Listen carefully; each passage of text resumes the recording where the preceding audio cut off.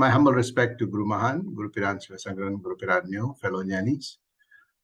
Today, I'm going to cover chapter 17 of Mahan's teachings on life and what life is about. And we had almost three satsangs on life. And the last I covered was on different concepts and different models for you to think about, the various um, kind of systems and processes that we go through as human beings in terms of managing our lives, our thoughts, our experiences. And sometimes it's quite complex, and it's good to look at various models and frameworks that help us understand this journey called life. And I covered a number of models, and the last one I covered was the spiritual compass. And today, in the last satsang, I spoke about how an ordinary person, when they're born, they go through the vitality, youth and vitality, and the various stages of life. And if you see the red line, we go through ups and downs. And towards the later part of adulthood, you see that the body starts declining in health, and we start getting disease, and the aging process kicks in. The things that we could do, we could not do. And slowly we see that, there is a process of one by one things in our body starting to shut down. And finally, we are confronted with, death. And most people, from that point onwards, we see that the quality of life declines. And we also saw the alternate experiences that some self-realized, people who are well understood their life journey, you see that they live an inspirational life, very harmonious life. And we saw that many of them experience this life, and this life, I spoke about the spiritual compass that they have. And this life that we live is somewhat like a chariot. And that's what I want to cover today. We have the horses, and I'll describe this in a little bit more detail. We've got a rider, we've got a chariot, and we see that sometimes the ride could be quite rocky and quite rough. And there are times that we have very smooth, a very consistent ride. In all this, we see that the ride of life depends very much on how well we master our spiritual compass. And that's what I covered the last time, that how do we manage the spiritual compass? How do we know about our spiritual compass? What does it encompass? And how do we then master using the spiritual compass to be able to help us navigate? We all need compass. Whenever we are traveling, we have a compass. Today we have GPS, the global positioning systems. We have in our phones and a whole range that gives us direction. But that's direction to, the place that we want to go physically. But what is it that gives us direction inward to that which makes all the decisions, that which gives us happiness, that which helps us overcome various challenges, scars to stars, impossible to impossible, pain to power, right? And also the whole idea of pressure to treasures. How do we have, what is it that will take us through this journey? And great saints and sages have written about this, and they give reference to chariot. And I want to take you through that, and you'll see that it's quite illuminating in terms of helping us understand our faculties, the strengths that we have, the resources that we have to be able to navigate this chariot called, the body and our life. So I want to take you through this.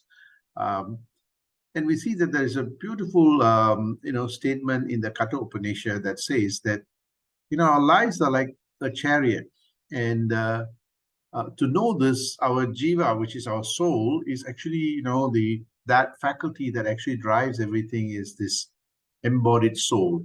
It is the master of the chariot. And the chariot here is referred to as the body.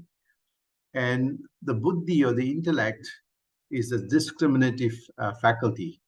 And I'll describe what that is in the chariot context shortly. Of course, the charioteer, the person that is riding the chariot, and the mind. What is the relationship between the mind and the chariot and the reins that we hold? So here in this Katha Upanishad, it says that, our life is somewhat like a chariot. And if we learn to master riding this chariot, we will learn to go in the direction that we want to go, which is the path of self-realization and enlightenment. I love this Katha Upanishad because it really is very, very illuminating. It's about a conversation between a young 6-year-old boy with the Lord of Death, Lord Yama. If you get a chance, you should read it, and I hope that there's some time that we will have this year that we can cover this Upanishad too. So what is this chariot? And this is what I've been working on for many years, and to give you, it looks really complex, but there are 11 important key points to note. And these 11 points, though it is tied to the chariot, it has an important reference to all of us, our lives. As how we master this journey and understand this journey and the chariot and the horses, we will learn to master our own chariot, our own lives, our own experiences. So there are 11 key features of the chariot that I'm going to take you through. At least I want to take you through up to about number 5 today, so that, there are tremendous illumination when I was doing this work some time back, almost 15, 20 years ago, that why the chariot, model is a so important model for all of us to make reference to our own lives. So we see that in the chariot, we have 11 points. And the 11 points, the first one is actually the path itself, the chariot rides. So that is actually our, the path that we travel, the road that we travel. It is the road that we travel, like how in our lives we have various journeys that we take. And sometimes the road is rough, sometimes the road is smooth, and I'll come back to that point later. So we've got the first point is actually about the path that we take. And that's the material universe, the journey that the body takes, right? And experiences both the sukhas and the dukkha's. The second aspect is actually the chariot itself. So one is the path. The second one is the chariot itself, the body. So the body is our physical body, which goes through the different experiences. The third aspect is our senses, which is our sense windows. This is the 5 horses, the smell, touch, all those things are 5 senses that we have, that these great saints have depicted them as horses, right? The fourth aspect is actually our neural pathway. That is our brains. And that's captured by the reins. This is the manas. This is our neural pathway that gives us experiences and so on, right? And a very, very interesting description of that, right? So the reins from the 5 horses think of it as the neural pathway, that your eyes is taking that information to the brain. Your ears is taking the information to the brain. It makes its way through the neural pathway.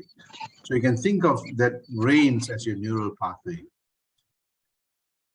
The fifth one is actually what they call the ego, or the consciousness, or the ahangara, which is actually the mind-body, mind-senses bond. And this is where the mind's personality is very much, linked to the sensations, the experiences that we get. So if our experiences are not so great, we build a particular personality. If the experiences are so exuberant, very happy, our mind takes a different personality. So that bond is so important to understand. But what's really interesting is that how that bond, that rein that you hold on to, is how you hold on to your senses. Sometimes the control that you have over senses, the discipline that you have over senses. Some people have very strong control over the senses, others don't have. And what is those experiences? There are some very subtle, interesting, knowledge that we gain. The sixth one is actually the driver itself. This is the intellect that is riding, this chariot, right? So then we have the next one is the instruction from the passenger. Sorry, the seventh one is actually where is our seventh one, which is the conch, which is really interesting. In all this, they've got this conch, which is the intellect-mind bond.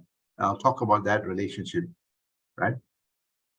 And then the eighth one is actually our instructions that come from the passengers. This is our subconscious mind. We call it the chitta, right? And, in all of us, we have this important faculty. The ninth one, which is really important, the bow and arrow, is actually the instruction, the wisdom, knowledge. The question you may want to ask, where does the wisdom knowledge come from? And I'll explain that. But this is the great saints and sages depict this as, the bow and arrow refers to the instruction of the wisdom knowledge. The 10th one is actually the hold of that bow and arrow. The hold of the bow and arrow is actually the link between the passenger that is riding and the driver. The kind of, the passenger in some cases is actually the self itself and the intellect and the instruction that is coming from the self and the intellect. So that relationship is so important. If that link, if the hold is not strong, you see that knowledge, when you don't hold your bow and arrow very well, you're unable to use that knowledge and you will not get your target where you are. So that is a very important, subtle relationship I'll speak about. And obviously the last one is actually about the passenger, which is the soul or the Atma. So we have that 11 important points. The first two are the experience of what we call the object, which is the gross matter, which is the path and the chariot. The second one is the mechanisms of experience, which call the subtle matter, antakarana, which is the mind, which has got from 3 to 10 important faculties. So we have close to about a number of them that actually ties to us. So 8 of them, which makes up our mind faculty and the subtle faculty that we have. And the last one is actually the experience of the subject itself, the jiva. So everything that we do in the spiritual pursuit is about the mind and how does the mind interface with the gross matter and also the subject. So this is what I'm going to take you through. And if you understand this and if you understand this framework, you'll understand about yourself and your journey called life. So let me take you through this, right? So let's look at the first point, which is path that we travel. This is the gross matter. This is the roads that we travel, right? And this is something that we want to keep in mind and we need to be fully aware of, right? Some roads are straight, right? And some roads, but others are bent. Some are bumpy and some are dangerous and very slippery. So in our lives, we experience this. Sometimes when the road is straight, I'm not sure many of you all have driven this. I've driven through the US and Canada where sometimes the highways are straight and we're driving straight and, you're just focusing on one thing. Sometimes you get vertigo, sometimes you feel a little bit dizzy. So sometimes, our life could be very, very comfortable. We get into this comfort zone and sometimes, we find ourselves, the complacency leads to challenges in our lives. So something that we want to keep in focus. Others are sometimes there are bends in our lives. And sometimes we anticipate those bends so we know how to manage the ride. Other times we don't know the bends and sometimes we overestimate, underestimate, and we can get ourselves into difficulties, right? And this is the road that we are riding. Other times the road is very dangerous. There are things, objects on the road that can distract us. Other times it could be very slippery, which means that we have to be very careful as we are riding this, right? So this is something that we really need to understand about our journey called life. The other one is that we always have to prepare for change. When we are driving, we are going through various changes. So the whole idea is that in our lives, nothing stays permanent, nothing we can hold on to, including the body. And this is what this great saints and sages using this model say, look, unless you're in stationary, everything is still constant, but you are riding this ride, this journey is going on, time is ticking. So change is happening, whether you like it or not. How do you prepare for change? What to anticipate, what to predict. So you've got to be, doing some kind of foresighting. The other important aspect of this is that each type of path will determine the speed you can travel. So if the roads are slippery, then you've got to really slow down, keep a distance. If the road is a little bit more clearer, you can go a little bit more faster, right? If the road is bended, you've got to be careful, you ride slowly. So again, the speed that we travel also determine, the type of roads that we have. If there are difficult roads ahead, it's good to slow down the decision-making process, be very careful, and so on. And that's what we see that, understanding the road is very important. There are times that the path is broken. We can't go any further until it's fixed. So we have to stop. So there are moments in our lives that we have to stop for a while until we fix things, until we fix the things that block us from moving forward. So again, we've got to wait for some time until healing takes place, or we fix the path before the same thing, sometimes this happens in relationships, right? Things are broken. Nothing is going to happen until you allow some time for things to settle down before everybody cools down, and then you start engaging. The other aspect is that we also need to know the rules of the journey, right? Somewhat like our traffic lights, right? There are times that we say it's go. There are times that we have to stop. There are times that we have green light. There are times when we have amber light. We have to slow down. There are times that we stop. There are times that we have different things that are happening in our lives. So we need to learn the rules of our journey. There are times that we can push our body. There are times that we know that we are abusing our body. There are times that we, get into difficult circumstances, toxic relationships, all those things. So we need to know the rules of the journey, right? As I mentioned, like traffic light. So list down the things that will make the mind expanded, the journey comfortable, and the ones that is going to be very challenging. So the other important thing is that we also need to know how to follow the signposts and the traffic rules.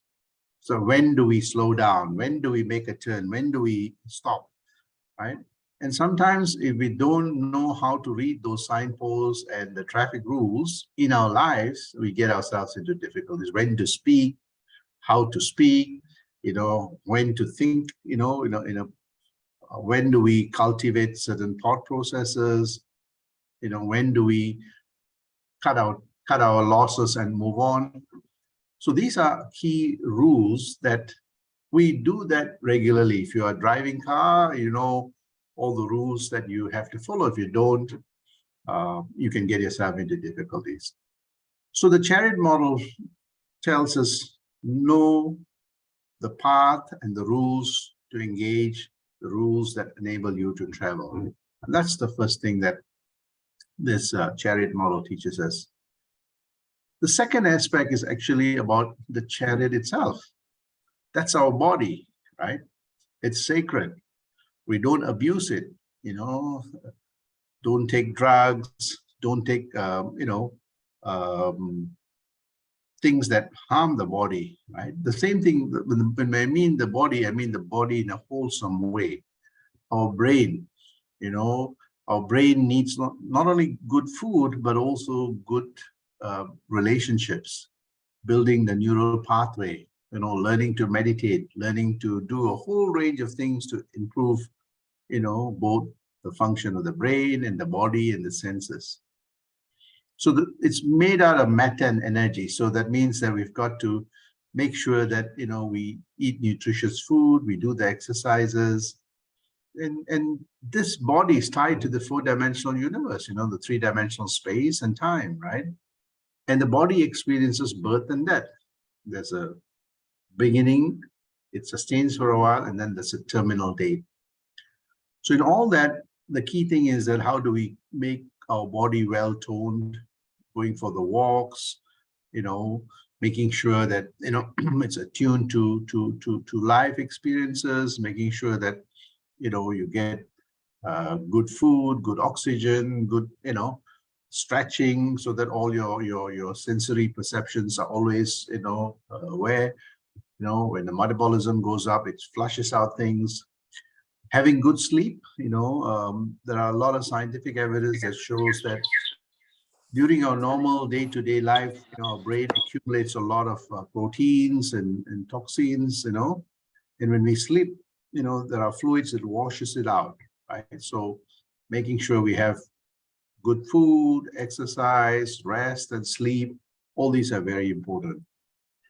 Also know that the chariot has shock absorbers, right? Which means that we need to have certain shock absorbers in our lives for our body, which means, what does that mean? It means that, cultivating things, through exercise, we tone our bodies, we also have, various practices that we have to ensure our brain is healthy. For example, as we age, we start losing our brain matter. So using your brains a lot, either playing games or meditating, all this builds the additional gray matter that gives us the shock absorbers from the aging process. That's how the body ages. We can build in shock absorbers through exercise, through yoga, through meditation. The same way the brain too needs those shock absorbers or the practices to help continue to strengthen and gracefully age. So this is something that we chariot. If you tone your chariot really well, fix the ball bearings, fix the tires, and continuously service it, you see that the chariot lasts a long time. And when it's riding really a tough ride, you come back, you service it back.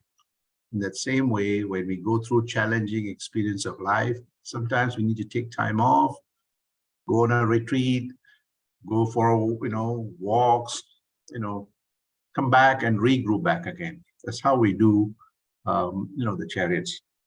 It's quite interesting that, we take our cars for services after every 5,000 kilometers or 10,000 kilometers.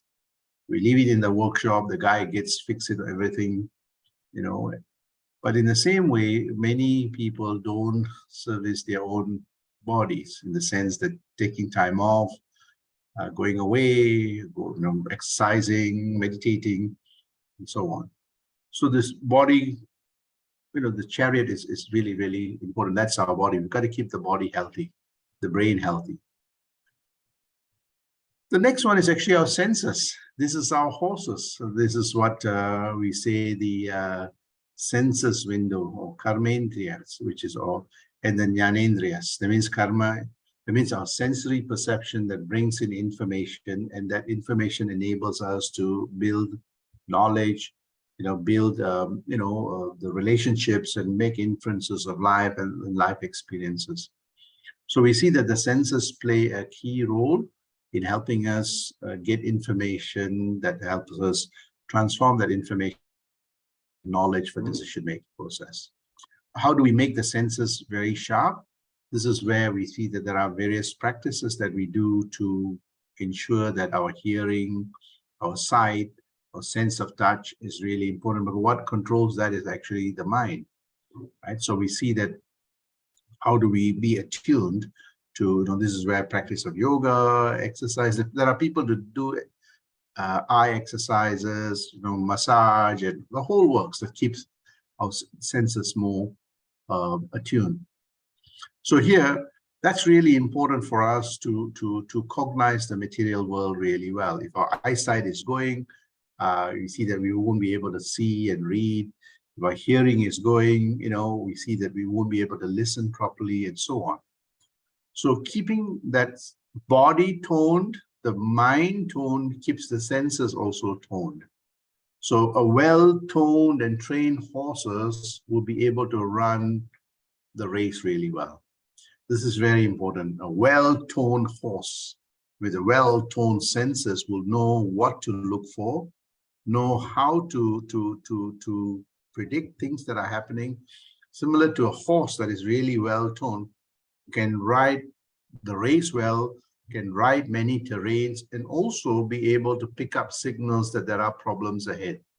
So, and this is why we see that a lot of, race horses are trained a lot. They're given good nutritious food, a lot of exercises.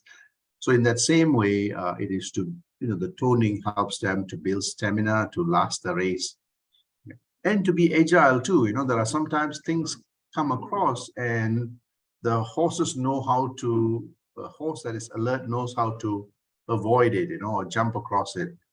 In that same way, our senses come through many things, and it knows how to give instructions to the mind to quickly make decisions. So again, we see that, the muscles of the horses act like the shock absorbers. So when you tone the muscles, the muscles, whenever it's riding, all the shocks are absorbed by the muscles and it builds energy. In that same way, as we build those shock absorbers, train our senses, train our mind, when difficult things, when things unexpectedly happens, the senses are able to quickly pass that information for the mind to make that decision. So again, meditation exercises all helps to tone the horses. The next aspect is actually, which is very little understood, and it's beautifully captured in many, the scriptures, and at least in the chariot model, is actually the neural pathway in the brain, the manas, which is actually from the senses, information is being transmitted to the brain, right? And that pathway is so important. The neural pathway is what converts the information, the signals, that is coming in as electrical pulse into neural signals, so that neural signals can be, absorbed or used by the driver. There's a conversion process of the electrical signals to information and ultimately to knowledge that is going to be used by the intellect of the driver. So that whole pathway needs to be very, very healthy, very, very, strong. So this is important. So from the senses to the neural pulse, which is your brain, that is able to process that information effectively, right? And that impressions, the type of information, the impressions that it passes on to the driver. Now here it is. If the senses is not well toned and the neural pathway in your brain is not well toned, there's limited bandwidth, that information that comes in will be partial. Sometimes you may not get 100% of that information. Sometimes when you want to download things from cyberspace into our phone and the bandwidth is not strong, we see that we start unable to download the full thing. It takes time for the downloading. In that same way, we see that that neural pathway that is coming into our brain, that is all the information, external information that is transformed into electrical pulse and neural information, neural pulse to our brain. If that signal is not picking up all the information because there are the bandwidth issue or there are problems with the neural pathway, you see that the brain is not getting full information. The brain is unable to process it. And sometimes when that happens, that when it gets partial information, it does not make the right decisions.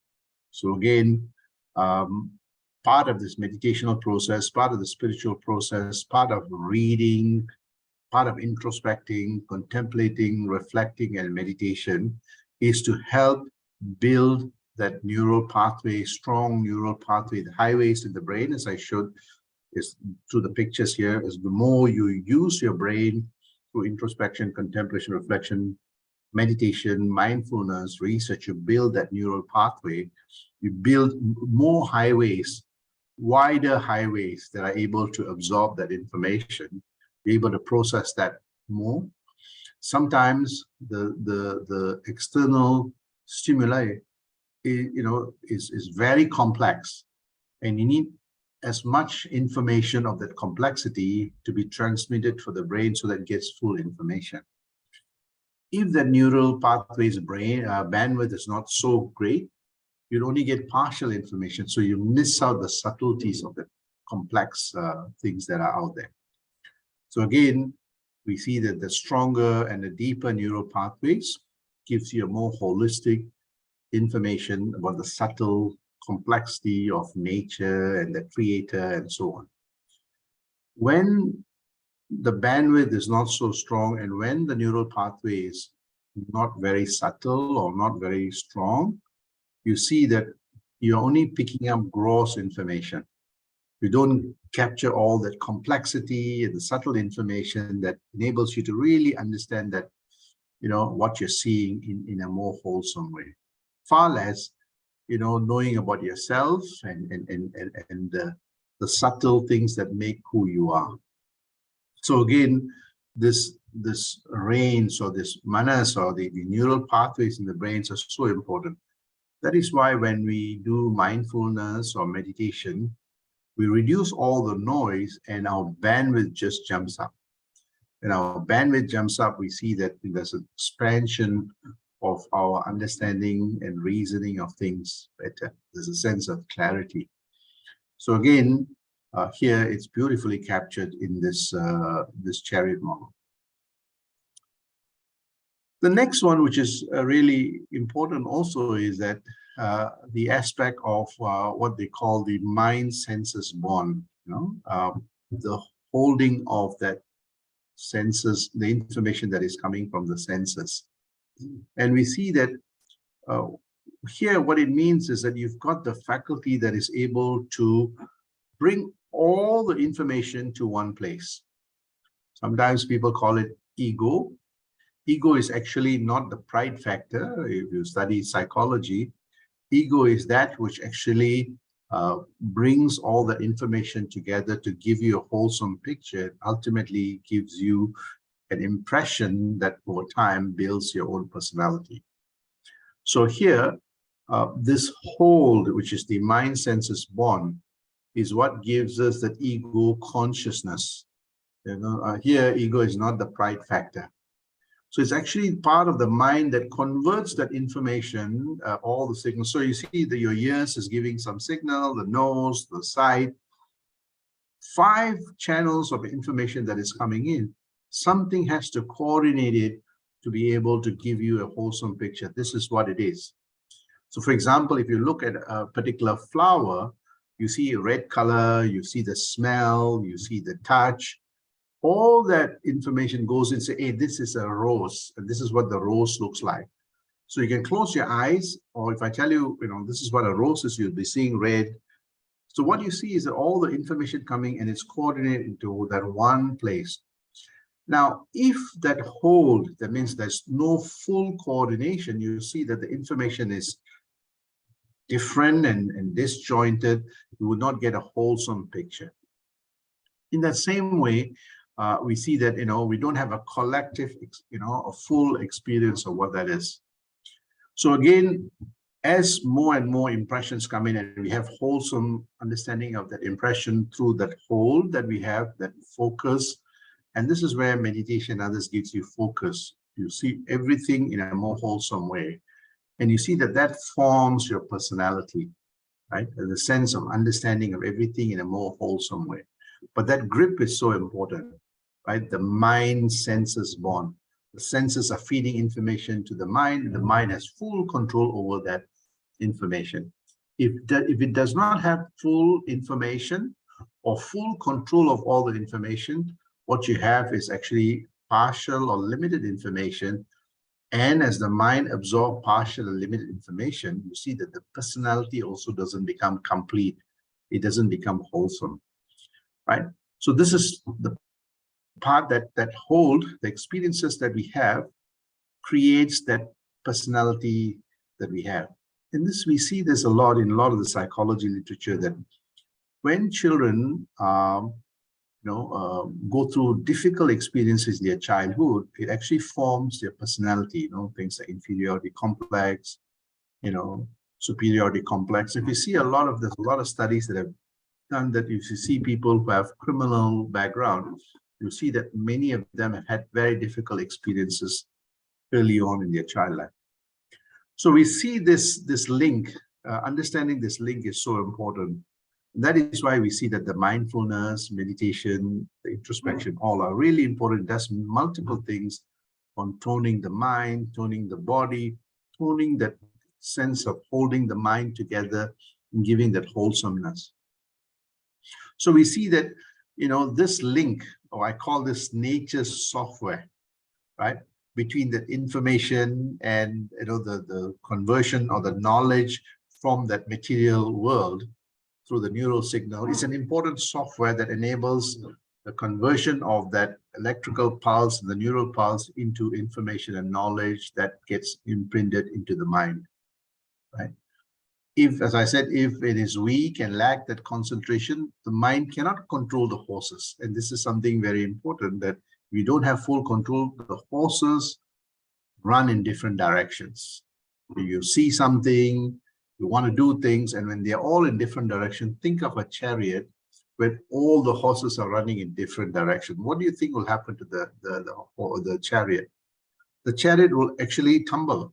The chariot will pretty much, you have a very rough ride, far less it'll actually completely, will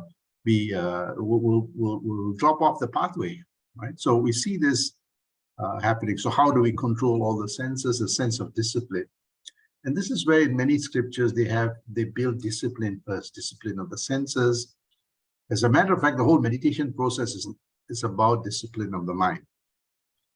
If the senses and the bond is really strong, you see that the mind can focus really well, bring all that information into one place, 100% every experience, and you see that you understand fully.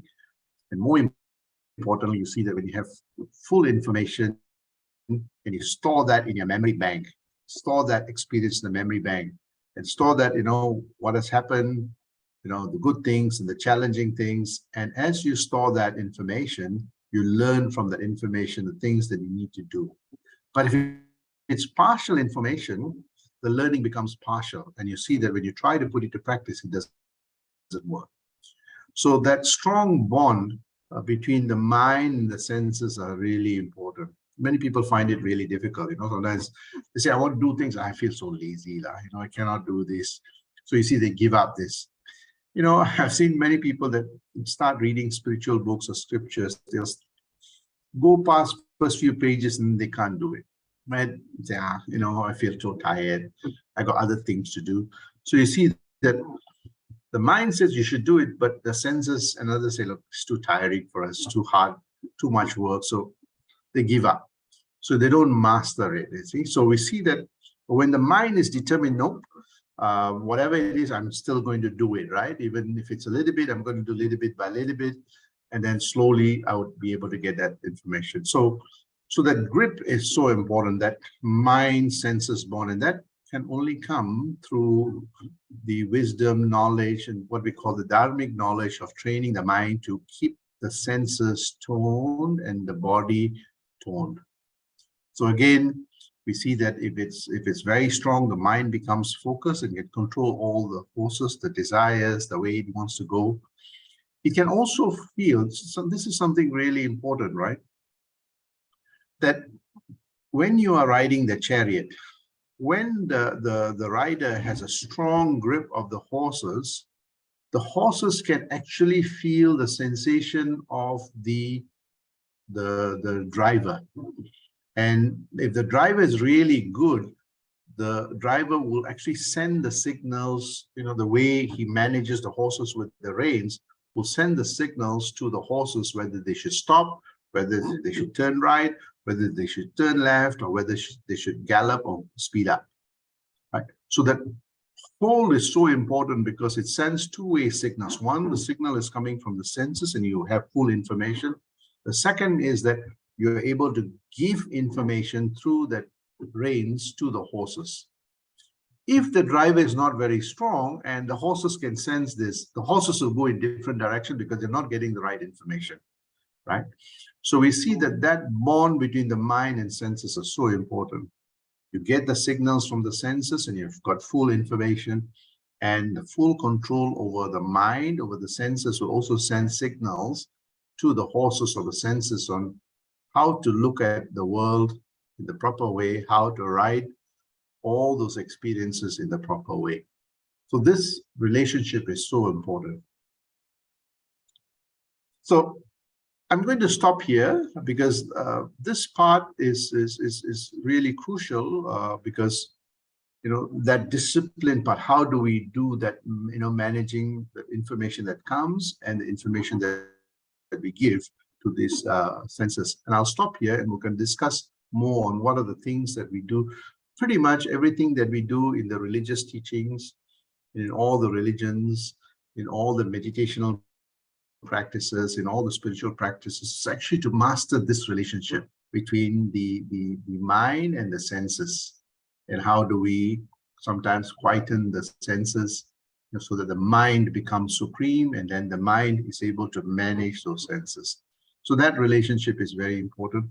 All the thoughts that come in, sometimes we have a lot of thoughts that come in, right? Sometimes, you're not doing anything, but, you concord all kinds of things. And how do we, make sure those thoughts, makes the mind more illumined and more expanded. And there are thoughts that make it more shrunken and more negative. How do we manage those thoughts, those experiences? How do we inspire them?